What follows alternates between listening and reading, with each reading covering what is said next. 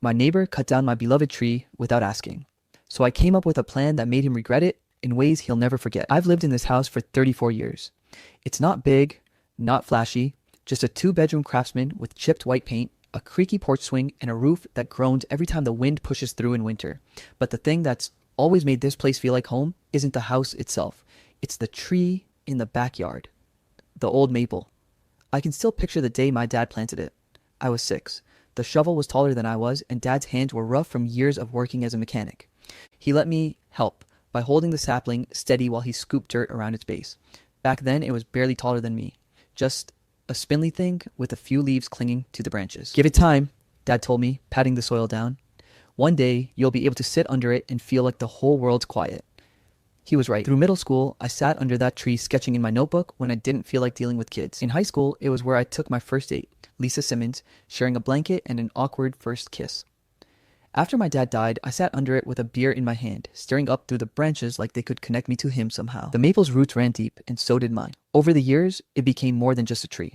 It was a living memory, a place where seasons painted the air, gold and red in autumn, lush and green in summer, skeletal and strong in winter. Neighbors complimented it. Strangers, walking by, slowed down to look. It shaded half my backyard, cooled the house in summer, and framed every single view from my kitchen window, which is why what happened next felt like someone had torn out a part of me. Mark Halstead moved in next door on a Tuesday in late April. I remember, because I'd just brewed my morning coffee when the sound of diesel engines and slamming car doors broke the usual quiet. Through the blinds, I saw a moving truck idling in front of the house, blocking half the street. The house next door had been empty for nearly a year after Mrs. Jackson passed.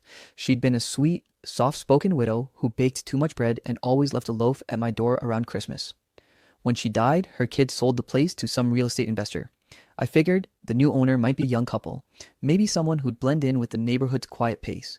Mark was not that. Even from a distance, he had this energy that screamed, I own the place now. Tall, broad-shouldered, with expensive sunglasses and a smirk that didn't quite reach his eyes. He barked orders at the movers instead of helping, pacing around in spotless sneakers while they hauled boxes. A black Range Rover sat in the driveway, like it had been placed there for a magazine shoot. I thought maybe I was being too quick to judge. First impressions can lie, right? By that afternoon, the sound of hammering, drilling, and some god-awful playlist of club music blasted from his backyard. I shrugged it off. Moving day chaos was normal, but it didn't stop. Day after day, from early morning until late evening, the noise kept going. Loud power tools, constant deliveries, workers stomping across his yard. He wasn't just moving in, he was gutting the place. On the 4th day, I decided to be a good neighbor. I baked a batch of banana bread, grabbed a bottle of decent red wine from my cabinet, and put them in a small wicker basket. Knocked on his door, waited. He opened it with his phone in one hand, barely glancing at me. Hey, I started smiling. Welcome to the neighborhood. I'm Ethan, live right next door. I lifted the basket a little. Thought I'd bring you something. He glanced down, then back up at me and said, Cool, thanks, without moving to take it. After an awkward pause, he finally reached out, set the basket on a console table inside without even looking at it, and went right back to texting. I stood there like an idiot for a second. If you ever need anything, tools, local recommendations, yeah, sure, appreciate it. He interrupted, already turning away. Then the door clicked shut. I walked back to my place thinking, okay, so maybe not the friendly type. I didn't expect us to be best friends, but I figured we'd at least be polite neighbors. Still, I let it go. Until the morning I woke up to the chainsaws. It was a Sunday, my one quiet day, the kind where you stay in bed a little longer, make a slow breakfast, maybe sit outside with a book. Instead, the sharp grinding roar of a chainsaw cut through my sleep like a knife. I stumbled to the window, still in my t-shirt and sweats, and my stomach dropped. Half my maple tree was gone. A crew of 3 guys in neon vests were working fast, branches crashing to the ground. My yard looked like a battlefield. Splintered wood, sawdust drifting in the air. I bolted outside barefoot, heart hammering. Hey, what the hell are you doing? One of the crew looked at me, startled, then glanced over my shoulder. That's when I saw Mark standing near the fence, hands on his hips like he was supervising. Morning, he called out casually, as if we were just neighbors chatting over coffee. Morning. I was already crossing the yard. Why are you cutting my tree? Relax, man, he said, gesturing toward the fallen branches. The limbs were hanging over my yard, blocking sunlight. I'm just cleaning it up. My voice rose. Cleaning it up? This tree is on my property. You can't just look, he interrupted, pulling off his sunglasses. It's just a tree, man. Half of it was leaning over, dropping leaves in my pool. I took care of it. You should thank me. I stood there, staring at the jagged stump where a thick branch had been moments ago, the sound of the saw still grinding in my ears. That tree has been here longer than either of us, I said, my voice shaking. You had no right. He shrugged. You're overreacting. Seriously, move on. Then he turned to the crew. Finish the rest. Something in me snapped right then. I didn't yell. I didn't lunge at him. I just stood there, breathing hard, watching as decades of my life hit the ground in pieces. I could smell the fresh, raw scent of the wood, like the tree's life was bleeding into the air. When they finally left, the backyard felt empty, hollow. I ran my hand over the rough cut in the trunk, the sawdust sticking to my skin. My dad's voice from all those years ago echoed in my head. One day, you'll be able to sit under it and feel like the whole world's quiet. Not anymore. And as I stood there, barefoot in the wreckage, I knew one thing for sure. This wasn't over. I didn't sleep much that night. Every time I closed my eyes, I heard the chainsaw again, that grinding metallic scream, the heavy thud of branches hitting the ground. I could still smell the sharp green scent of fresh cut maple, and it made my stomach twist. By morning, the adrenaline had burned off, leaving behind something heavier, a cold, simmering anger. I made coffee, sat at the kitchen table, and stared out at the stump where my tree had been. From this angle, I could see straight through to Mark's new pool. It gleamed in the morning light, perfectly unobstructed now that my maple wasn't blocking his sunlight. I opened my laptop. If I was going to do something about this, I needed to know exactly where I stood legally. First stop, the county assessor's website. I pulled up the property line maps for both my lot and Mark's. They were grainy PDFs, but clear enough to see that the fence wasn't even right on the property line. It was actually about 18 inches inside my yard, meaning the maple had been even further from his land than I thought. I clicked through zoning ordinances, digging into local tree protection laws. That's when I found it, a clause buried in the municipal code. It shall be unlawful for any person to remove, destroy, or cause the destruction of any tree located wholly on another person's property without prior written consent from the property owner. Violations are subject to civil penalties and restitution equal to the appraised value of the tree. That last part caught my attention, appraised value. I had no idea you could even assign a dollar figure to a tree, but apparently you could. And for an old, healthy maple, the numbers could be huge. I scrolled deeper and found case examples. In one, a homeowner was ordered to pay $40,000 for several smaller trees.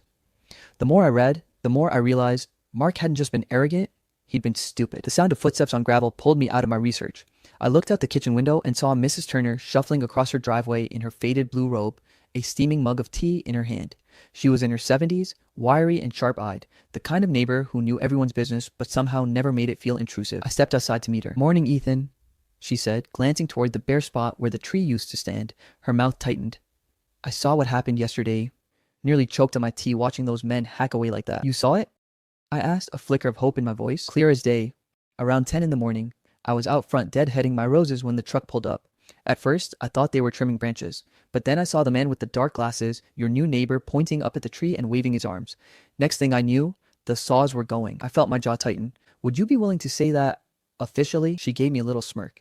"Ethan, I've lived on this street for 40 years. I've testified in more than one HOA dispute. You bet I would." It wasn't just kindness. Mrs. Turner had her own history with entitled neighbors.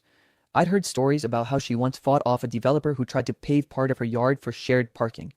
She was exactly the kind of ally I needed. After she left, I decided it was time to figure out just how much damage Mark had done. Not just emotionally, but financially. I called a local arborist, explaining the situation. He sounded almost offended on my behalf. "Well, that's not just a tree," he said. "That's decades of growth, a mature specimen. You're talking serious value." He came by that afternoon. A stocky guy in his 50s, wearing a baseball cap with a tree logo on it. He walked slow circles around the stump, measuring the diameter, studying the grain. He even looked up satellite images from previous years to assess the canopy size. When he finished, he let out a low whistle. "If we're talking replacement cost and factoring in the environmental and aesthetic value, you're looking at anywhere from 30 to 35 grand. Maybe more." I felt something shift inside me. $35,000. For Mark, that might not ruin him, but it would hurt. "Can you put that in writing?" I asked. "Absolutely," he said, pulling a clipboard from his truck. "I'll have a formal report to you by tomorrow." That night, I gathered everything. The county property maps showing the tree was entirely on my land. The municipal code outlining the penalties. Mrs. Turner's verbal confirmation, she'd testify. The arborist's preliminary valuation. The next morning, I marched over to Mark's driveway. He was there, of course, leaning against his Range Rover while a landscaper installed what looked like an absurdly expensive hedge. "Mark," I called out. He turned, eyebrows raised. "What's up?" I held up the folder in my hand. "This is what's up. That tree you cut down? It was entirely on my property. That means you had no right to touch it. And according to state law, you're liable for damages which, by the way, have been estimated at over $30,000. He laughed. Actually laughed. "Oh, come on.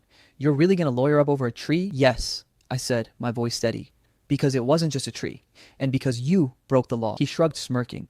My lawyer will crush you. This kind of thing happens all the time. You're wasting your time and your money. I felt a heat rise in my chest. We'll see. He turned back to the landscaper, dismissing me like I was a door-to-door salesman. As I walked back to my house, the anger in me solidified into something sharper, colder. Legal action was one thing, but it wasn't enough. Even if I won, Mark would just write a check and go back to living exactly the way he wanted. No, I wanted him to feel it. I wanted him to know what it was like to have something valuable, something irreplaceable, taken from him without warning. I wanted him to stand in the wreckage and feel the same hollow pit in his chest that I felt now. And I wasn't going to rush it. Some things are worth planning. By the time the arborist's report arrived in my inbox, I'd already decided that this wasn't going to be just a lawsuit. This was going to be a slow, deliberate dismantling. Mark had taken something that couldn't be replaced. I couldn't regrow 30 years of life in my backyard, but I could make sure he lost something that mattered just as much to him. Step 1. Document everything. I started carrying my phone with me everywhere, ready to record or photograph any interaction with him or his property. If I saw him talking to contractors, I'd casually snap a photo from my porch. If I heard the thud of construction equipment, I'd check the time and write it down. By the end of the first week, I had an entire folder labeled Mark Evidence Property Line Screenshots, audio clips of his workers using power tools before 7 a.m., photos of construction materials stacked half on the sidewalk. Petty? Maybe, but it was all going to matter later. The next piece of the puzzle fell into my lap by accident. I was talking to Greg, another neighbor down the street, while we were both raking leaves. He's one of those guys who always knows what's going on with the housing market. I mentioned offhand how intense Mark's renovations were, and Greg smirked.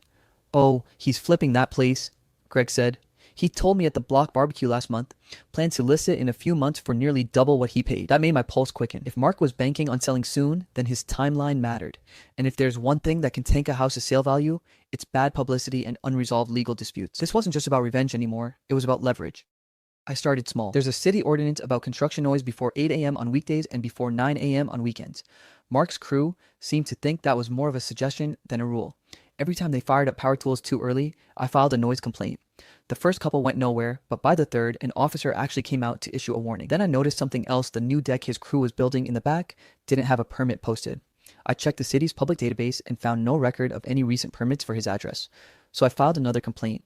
That one triggered a site inspection, which forced the crew to stop work for 2 weeks while Mark scrambled to get the paperwork. The best part?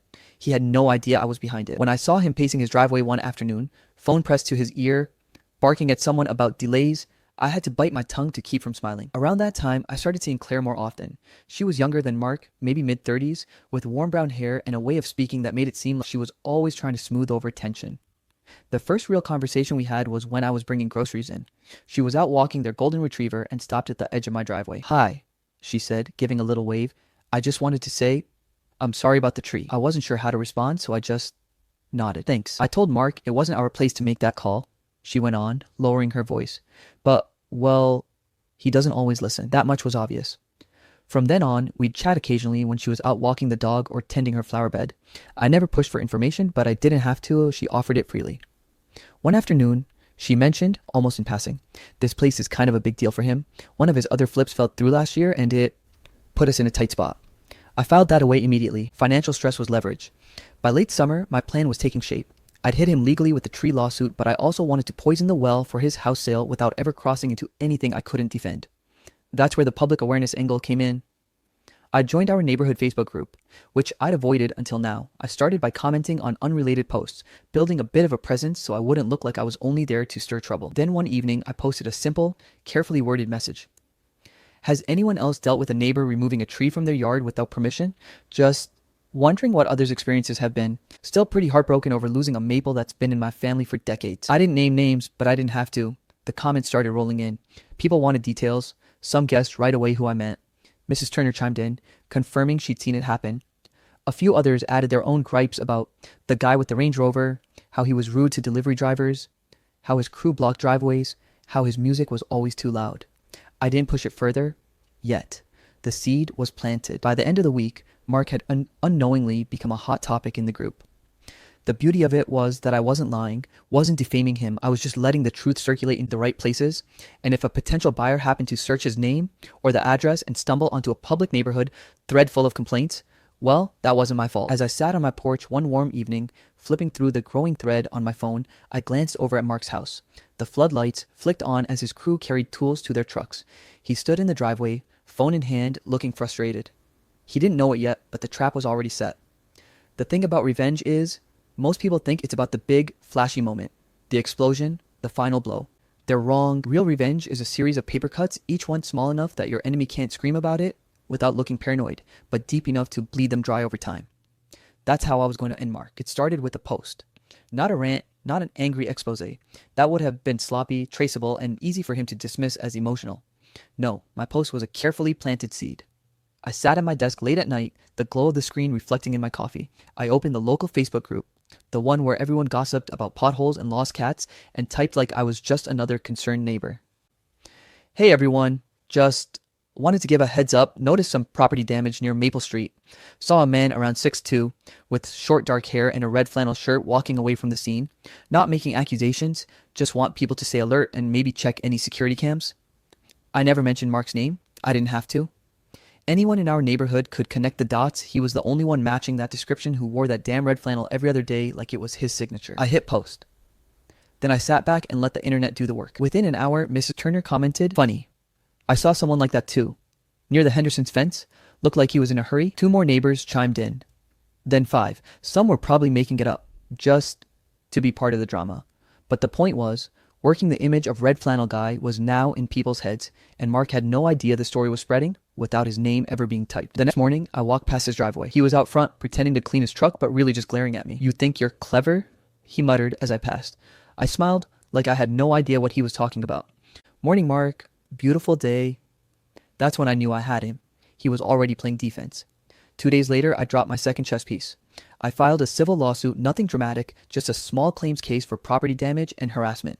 Normally, this would barely make a ripple, but I filed it right when the local paper was covering neighborhood disputes as part of a fluff piece on community harmony. Public record meant anyone could look it up, and I made sure they did. How? I emailed the reporter, pretending to be a concerned resident, saying, "Hey, you might want to check public records for some interesting cases. Could make for a good contrast in your article." By the time the story ran, Mark's name wasn't front and center, but the court filing was linked in the comments, and people clicked. Oh, they clicked. Around that time, I noticed something interesting with Claire, Mark's wife. She stopped waving at me. Not in a "we're enemies now" way, but in a "I'm embarrassed to be seen in this mess" kind of way. Once I caught her outside watering the flowers. I mentioned, "Hey, rough week, huh?" And she just sighed, muttered, "You have no idea," and went inside. Marriages crack quietly before they shatter. I could see the lines forming. Mark tried to counterattack. He sent me a smug text. "Hope you've got a good lawyer. I'm coming after you for defamation." I sent back a single reply. "Truth is an absolute defense, Mark. Hope you've got proof." He didn't text again. The neighborhood began to shift. It wasn't loud. It was in the little things. Mark's invites to the block, BBQ stopped coming. People stopped asking him to help with yard work projects. He wasn't being iced out completely, but he was no longer the golden boy of the cul-de-sac. I watched it happen from my porch with the same satisfaction as watching a Jenga tower wobble. But just as I was starting to think the trap was almost closed, Mark made a move I didn't see coming. A bold one. The kind that told me he was desperate and dangerous. It started with a ping. Ethan was sitting at his kitchen table, sipping coffee and going over the latest court paperwork when a Facebook notification slid onto his phone screen. "Hi, Ethan. I'm with Channel 7 Local News. I saw your post in the Our Town Watchdog group. Would you be open to talking about it?" He almost smiled. The story had already been getting traction online, but this was different. Local news meant cameras, interviews, the kind of coverage that couldn't be brushed off as internet drama. It also meant Mark wouldn't be able to hide behind his smug grin and half-truths anymore. Ethan typed back carefully, "Sure, I have photos, videos, and documents that show everything." Within 48 hours, a small crew from Channel 7 was on his front lawn, filming him against the backdrop of the stump where the maple once stood. They brought up Mrs. Turner's photos, the lush, full tree in spring, branches spilling with green, and then cut to the raw, ugly aftershot. Jagged wood, splinters, sawdust still clinging to the roots like shrapnel. The segment was brutal in its simplicity. It didn't call Mark a liar or a bully. It didn't need to. The images, the measured disappointment in Ethan's voice, and the quiet anger in the neighbors' interviews said it all. "I watched that tree grow for 40 years, Mrs. Turner told the camera, holding her property map, and this man had no right to touch it." By the time it aired, the clip was everywhere. Facebook shares turned into tweets. Tweets turned into Reddit threads. Ethan could see the ripple effect in real time, more comments from people who knew someone with a bad Mark story, complaints about late payments, aggressive HOA meetings, shady real estate deals. And then came the open house. Mark had tried to keep the details quiet, But in a small town, nothing stayed quiet for long. Ethan didn't have to do anything except watch. People came to view the property, but there was a stiffness in the way they walked through the rooms, like they were looking for flaws they'd already been told about. One couple walked out early, murmuring to each other. Ethan caught a few words as they passed. "That's the guy from the news." A week later, a realtor's flyer went up on the neighborhood bulletin board and then came down 2 days later. The deal had fallen through. Word was the potential buyer had pulled their offer after hearing about some ongoing legal problems. Ethan didn't need confirmation. He knew exactly what that meant. Meanwhile, the civil case was moving forward. His lawyer, Patel, was unflinching. Every document Ethan had: the tree's estimated value, the property line survey, the before and after photos, the timestamped footage from his security camera was neatly packaged and filed. His countersuit threat, Patel said, flipping through the file, "Bluster. He's fishing for a settlement. We're not biting." Ethan could almost feel the shift in the air, the balance of power tilting just slightly in his favor. Mark still tried to play tough. Once, he caught Ethan outside and said, "You're going to regret dragging this out. I'll make sure you lose more than just a tree." But his voice didn't have the same bite as before. There was a crack in his confidence. Ethan could see it. The hearing date was set. Patel told him their chances were strong. Ethan slept a little easier that night, until the letter came. It arrived in a plain, white envelope with no return address. Inside was a single sheet of paper, printed in blocky, impersonal font. "I have information about Mark that could make him lose everything. Trust me, he deserves it. If you want to know more, leave a note under the bench at Riverside Park, facing the water. I'll find it." No name, no contact info, just that. Ethan stared at the page for a long time, feeling a chill run through him. Whoever this was, they weren't bluffing. The tone was too specific, too personal. The only question was, could he trust them? Updates. The letter had been sitting on my kitchen counter all morning, the paper already curling slightly at the edges from where my fingers had run over it too many times. No return address, no name, just one short, carefully printed line at the bottom. "I have information that can ruin Mark Calloway. Meet me if you want it." There was a time when I would have crumpled something like that and thrown it straight into the trash. Back when I thought revenge was for petty people, and I still believed that keeping my head down meant staying out of trouble. But after what Mark did, cutting down my tree without a word, treating my property like his own personal obstacle course, I knew that keeping quiet only gave people like him more room to walk all over you. Still, anonymous letters? That was the sort of thing that led to bad headlines or late-night police reports. But curiosity has a way of eating through good sense. We arranged to meet at a small coffee shop 2 towns over. Neutral territory. Public enough to feel safe, quiet enough that we could talk without leaning in like co-conspirators in a spy movie. I spotted him before he spotted me. Mid-50s, weathered skin, wearing a flannel shirt and work boots that had seen better days. He sat hunched over a chipped mug, one hand drumming against the table in the twitchy rhythm of someone waiting for bad news or a good opportunity. "Ethan?" he asked as I slid into the booth. His voice was rough, like gravel under a truck tire. "Yeah," I said, keeping my tone neutral. "And you are?" "Name's Dan Mercer. I'm the guy who wrote you that letter." His eyes had that restless, darting quality, scanning the room as though he expected Mark to come stomping through the door any second.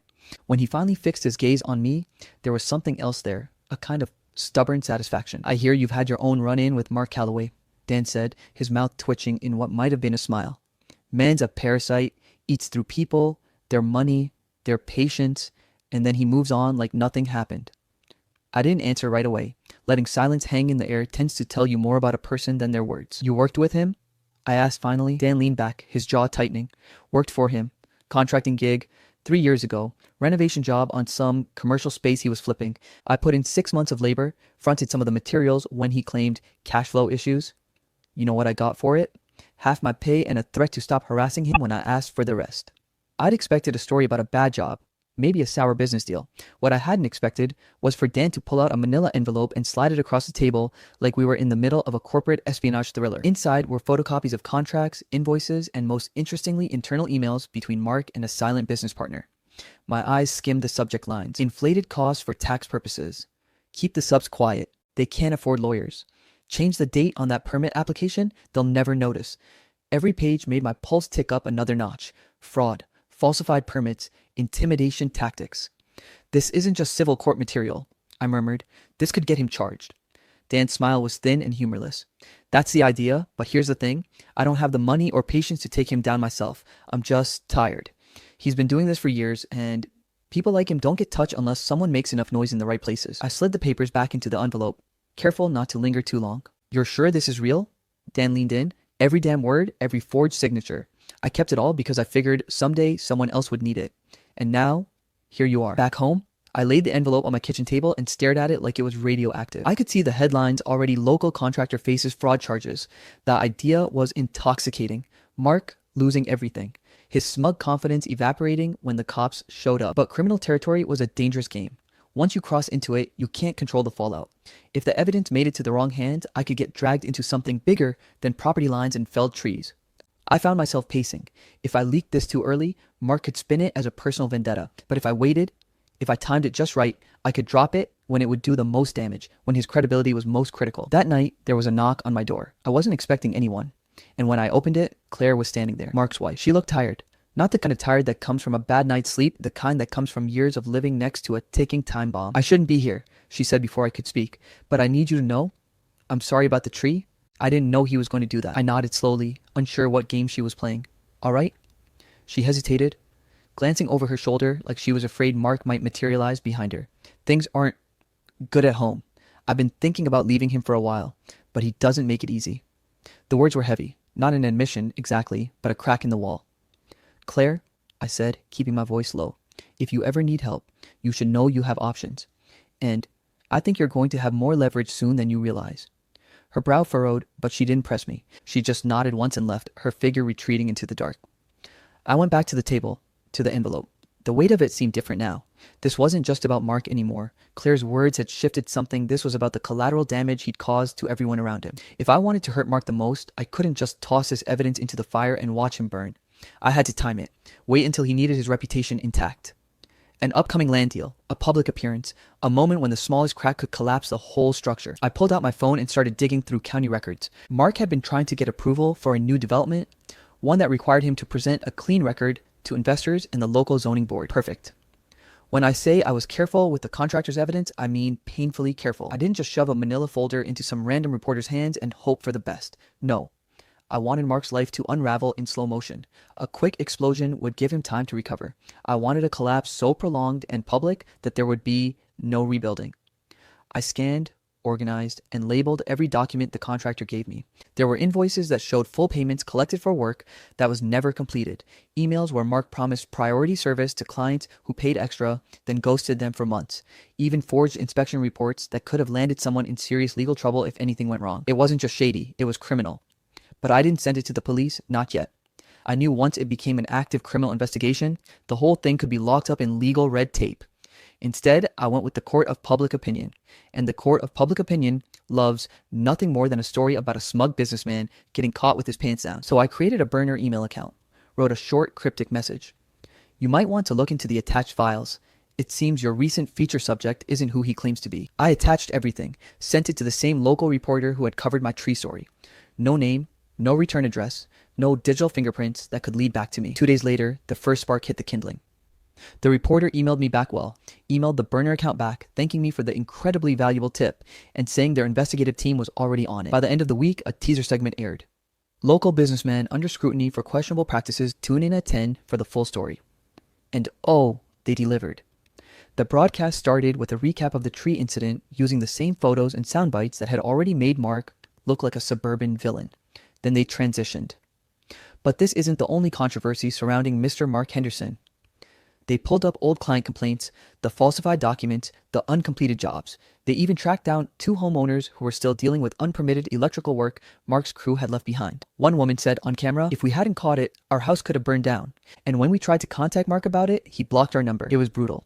And the best part? They never mentioned me. The morning after the segment aired, I drove past Mark's house, his precious investment property that he'd been trying to sell. The open house sign was gone. His realtor's banner looked like it had been ripped down in a hurry. Just up. Later, I overheard at the coffee shop that a couple who had been under contract for the property had pulled out that morning. Didn't want to get mixed up in legal trouble, they apparently told the agent. Within days, I started hearing more fallout. One of his biggest investors, a developer who had backed several of Mark's flips, dropped him. Just like that. Another contractor I knew in passing told me Mark's accounts at 2 major supply companies were frozen due to pending investigations. The man's empty empire wasn't just cracking, it was collapsing in chunks. While Mark was busy trying to keep his financial world from turning into dust, my civil case finally reached its hearing. I walked in with my lawyer and zero doubt about the outcome. We had everything: the arborist report, the before and after photos, the police report, even testimony from 2 neighbors who saw Mark's crew take down the tree without permission. Mark's lawyer tried to argue it was An honest misunderstanding about property boundaries. My lawyer actually laughed out loud. The judge didn't buy it for a second. She awarded me $42,000, the appraised value of the tree plus damages. Mark didn't even look at me when the gavel came down. His face was a mix of rage and exhaustion, like a man who knows he's losing but refuses to admit it. A week later, I saw the for sale sign back up on Mark's lawn, but this time, the asking price had dropped by almost $75,000. And still, nothing. The listing got barely any interest. The bad press was like a permanent stain on his reputation. Every time a potential buyer Googled his name, the investigative piece popped up. Even if they liked the house, they didn't want the baggage. Claire, meanwhile, had gone quiet. I hadn't seen her in weeks until one afternoon when she knocked on my door. She looked different, tired, but lighter somehow. I just wanted to say I'm sorry, she started, for the tree, for not speaking up sooner, for all of it. I told her I appreciated that, even if it was late. She nodded, staring at the ground. I'm moving out, she said finally. I filed for divorce. Mark's not the man I thought he was. I don't want to be dragged down with him. I won't lie. Part of me wondered if this was another angle, some kind of ploy to get sympathy or to distance herself from the mess, but there was something in her tone that felt genuine. Before she left, she said something that stuck with me. If you're still holding anything back, now would be the time. End it before he finds a way to crawl back. That night, I sat at my desk with the contractor's folder still in front of me. I'd already used most of it, but not all. There were a few pieces in there that hadn't gone public yet. The kind of evidence that wouldn't just ruin Mark's career, it could put him behind bars. I thought about what Claire said. I thought about my tree. I thought about every smug smirk, every backhanded comment, every petty attempt he made to push me out of my own neighborhood. And I realized it wasn't enough for him to lose money. I wanted him to lose everything. So I made the call. This time, I didn't go to the reporter. I went to a real investigative journalist, someone known for exposing corruption in the state's construction industry. I told them I was a concerned citizen and that I'd uncovered documents showing fraud, forgery, and dangerous work practices. I handed over the remaining files and stepped back. 2 weeks later, another story broke. This one wasn't a local puff piece, it was a full-on expose, and it hit hard. Mark Henderson, fraud, forgery, and the fall of a local real estate mogul. They had witnesses, former employees, even a bank statement showing he'd siphoned client funds into a personal account. By the end of the week, the state licensing board had suspended his contractor's license pending investigation. Mark tried to unload the house again, this time slashing the price by over $100,000. Still no bites. With no income, no investors, and a legal storm brewing, he started liquidating assets, his truck, his tools, even a boat I didn't know he owned. And then, one morning, I saw a moving truck in front of his house. Claire was gone. His furniture was gone. And Mark? He didn't even make eye contact when I walked by. I don't know where he went. I don't care. All I know is that the man who took my tree, who thought he could just bulldoze through anyone in his way, was now the one packing up and leaving, and I was the one still standing. By the time this whole mess reached its boiling point, I thought I'd already seen every angle of Mark's downfall. I'd watched him go from swaggering and smug in his driveway, swinging that stupid golf club, to red-faced and panicked when the news trucks rolled up. I'd seen him in court looking smaller than I ever thought possible, but nothing prepared me for the final round. It started on a Thursday evening. I had just finished watering the new plants along my fence line, a line I'd had resurveyed and marked just to make sure Mark never pulled another stunt, claiming my land was technically his. The sun was low, casting long shadows over the street when I heard that sharp, quick tap tap tap on my front door, not the kind of knock a delivery guy makes, more like someone who's already mad and doesn't care how it comes off. I opened the door and there he was. Mark looked rough. The man who used to walk around in tailored polos and designer sunglasses now stood in a wrinkled shirt that looked like it had been slept in. His hair was greasy at the edges, and his eyes had that hollow, bloodshot look of someone who hadn't been sleeping well or at all. "You think you're clever, huh?" he started. No greeting, no pause. "You think you're some kind of hero ruining my life?" I stayed leaning against the doorframe, arms crossed. "I think," I said evenly, "that you're here because you've finally run out of people to blame." His jaw clenched. "Don't play smart with me. I know you sent that crap to the news. The contractor, the fake documents, the whole..." "That crap," I interrupted, "was the truth. And no, I didn't make you falsify contracts or stiff people on payments. You did that all by yourself." That's when his voice rose. "I had deals lined up. Investors. You tanked everything. Now Claire's gone. My reputation's trashed. I've got lawyers breathing down my neck." "Mark," I cut in again, still calm. "You cut down my dad's tree, a living thing he planted with his own hands, and you stood there, laughing like it was a joke. You didn't just cross a line, you bulldozed it. Everything after that, that's just you reaping what you've been sowing for years." For a second, I thought he might swing at me. His fists were tight at his sides, his shoulders heaving, but then something broke. He just shook his head, muttered something I couldn't catch, and turned away. No goodbye, just walked down my driveway and across the street to his house, or what used to be his house. 2 days later, I found out it wasn't his anymore. Apparently, while Mark was busy trying to salvage what was left of his business, law enforcement had been quietly building a case against him. Not because of me directly, but because of that contractor's evidence I'd passed along. The records of falsified invoices and double billing had landed in the right hands. The DA's office had been connecting the dots, and the dots led straight to Mark's personal bank account. It all came to a head one Monday morning. I was sipping coffee at my kitchen table when I heard the sirens. Not racing by, but stopping. Right in front. Two black and white cruisers, then an unmarked sedan, then a couple of plainclothes detectives stepped out, walked straight up to Mark's front door, and knocked. I couldn't hear the conversation, but I could see enough. Mark opened the door. There was some back and forth, a flash of paperwork, and then they had him in cuffs. The whole neighborhood just happened to be outside that morning, walking dogs, checking mail, watering lawns. No one said a word, but I caught more than a few exchanged glances. Even old Mr. Lawson down the street, who'd known Mark for years, just shook his head and muttered, "About damn time." In the weeks that followed, Mark's world unraveled completely. His business folded. The house went into foreclosure because no buyer wanted to touch a property tied to his name, and because the market had already gotten wind of the news piece about his shady dealings. Claire officially filed for divorce, moved into a rental on the other side of town, and from what I've heard, has been quietly rebuilding her life. And me, I decided to take part of my settlement money, the one the court awarded me for the destruction of the tree, and do something I've been planning since day one. I called up a local nursery, one that specializes in heritage and memorial trees, and asked them to source a maple sapling. Not just any sapling, but one grown from a lineage known for strong roots and brilliant fall colors. When it arrived, I had a small plaque made. In loving memory of Thomas Reed, your roots grow deep, and your shade shelter those who come after. Planting day turned into something more than I expected. It started with just me and the landscapers. But as the digging began, neighbors started drifting over. Mrs. Harper brought lemonade. The Johnson kids helped tamp the soil around the base. Even people who'd barely spoken to me before came to watch. By the time the last shovel of dirt was in place, there was a little crowd. Someone suggested taking a photo. We did. And then, completely unplanned, we all just stayed, talking, laughing, watching the evening light filter through those first delicate leaves. It wasn't about the feud anymore. It wasn't about revenge. It was about reclaiming something that had been stolen not just from me, but from this block, this little community. Later that night, I sat on my porch looking across the yard at the sapling. I thought about my dad, about the afternoons we'd spent under the old tree's shade, about how furious and helpless I'd felt the day it was gone. And now there was something new. Not a replacement, because you can't replace history, but a continuation, a reminder that even after something's cut down, life has a way of rooting itself again if you give it a chance. People like Mark think revenge is about tearing the other person down. And yeah, watching him trip over his own arrogance and land face first in legal trouble was satisfying. I'm not gonna lie, but the real victory, that came when I looked at that little maple standing in the exact spot the old one had and realized I'd built something again, something worth keeping.